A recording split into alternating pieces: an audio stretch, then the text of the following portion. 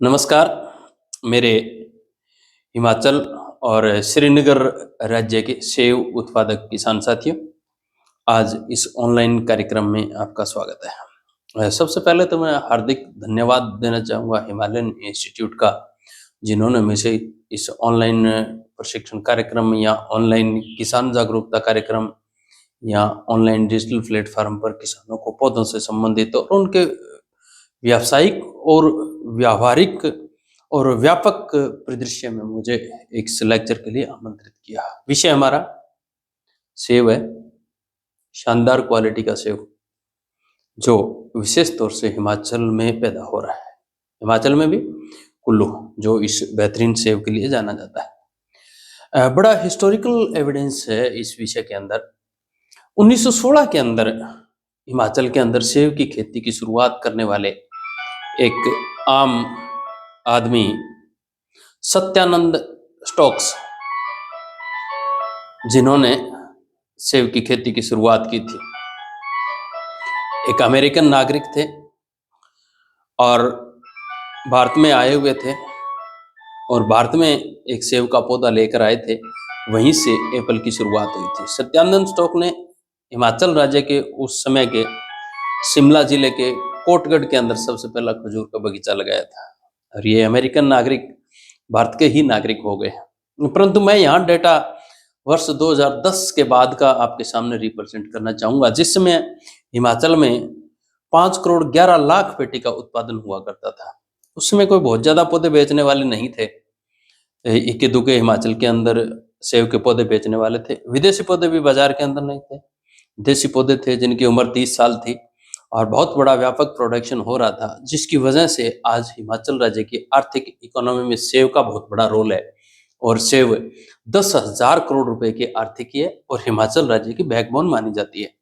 परंतु समय का चक्कर देखिए, ये दुष्प्रभाव कैसे आगे बढ़ा कि लंबे समय 2010 के बाद, एक लंबा समय निकलने के बाद अचानक से नर्सरियों को बाढ़ आ गई। ऑनलाइन सेब के पौधे मिलने शुरू हो गए। गर्मी में पैदा होने वाला सेब मिलना शुरू हो गया। तथाकथित चमत्कारिक वैज्ञानिक धरती से निकले अचानक और डिजिटल प्लेटफार्मों का दुरुपयोग करते हुए, किसानों को गुमराह करते हुए एक बड़ा नेक्सस खड़ा किया और सालाना सेब के 35 लाख पौधों का व्यापार खड़ा कर दिया। यानी 35 लाख पौधे सालाना सेब के हिमाचल में किसानों को बेच दिए जाते हैं, जिनके लिए कोई मैकेनिज्म नहीं बना हुआ, किसी भी प्रकार का इंस्टीट्यूशन, बैरियर, कैरियर कुछ नहीं है। किसान बेहतरीन शानदार संगठित गिरोह की ठगी का शिकार हो रहा है। उसका दुष्प्रभाव क्या पड़ा कि 2011 के अंदर सिर्फ 1 करोड़ 38 पेटी सेब हुआ।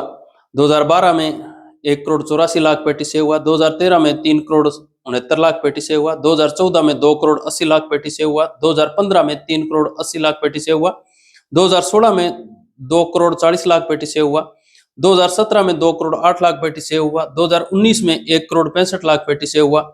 2020 के अंदर 2019 में 3 करोड़ 24 लाख पेटी सेब हुआ और 2020 के अंदर 2 करोड़ 40 लाख पेटी सेब हुआ और 2021 में 3 करोड़ 50 लाख पेटी सेब हुआ और 2022 में 3 करोड़ 36 लाख पेटी सेब हुआ और 2023 के अंदर 2 करोड़ 11 लाख पेटी सेब हुआ और 2024 में अनुमानित 2 करोड़ पेटी सेब का उत्पादन हुआ।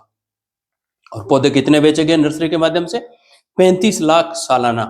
और प्रोडक्शन क्या हो गया? अगर आप 2010 से देखें तो 5 करोड़ से प्रोडक्शन 5 करोड़ से प्रोडक्शन सीधा 2 करोड़ पे आ गया। मतलब प्रोडक्शन आधा भी नहीं रहा। किसान मारा गया, क्योंकि एक पौधा सेब का लगभग 3 साल बाद प्रोडक्शन देना शुरू करता है।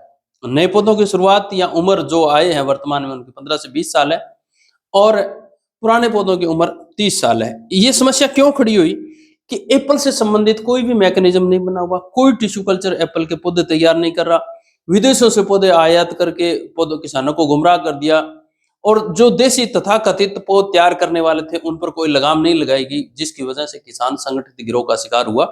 और उसका परिणाम ये हुआ कि आज अगर एप्पल सीडलिंग की बात करें ना, तो एप्पल सीडलिंग स्टॉक से जो पौधा तैयार किया वो 200 रुपए का किसानों को मिल रहा है और अगर एप्पल क्लोनल रूट स्टॉक की बात करें तो वो 500 रुपए का मिल रहा है और टिश्यू कल्चर सेब का पौधा मार्केट से गायब है।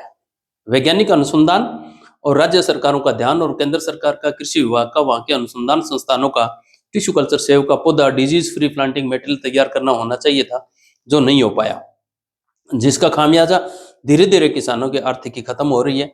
हमें इससे संबंधित जागरूकता कार्यक्रम और संचालित करने की और एक्सपर्ट लोगों से सलाह लेने की आवश्यकता है, ताकि पौध रोग वैज्ञानिकों के गाइडेंस के अंदर काम किया जाए, ताकि वापस खोया हुआ गौरव प्राप्त किया जा सके और 5 करोड़ पेटी का जो लक्ष्य है उसको हासिल किया जा सके।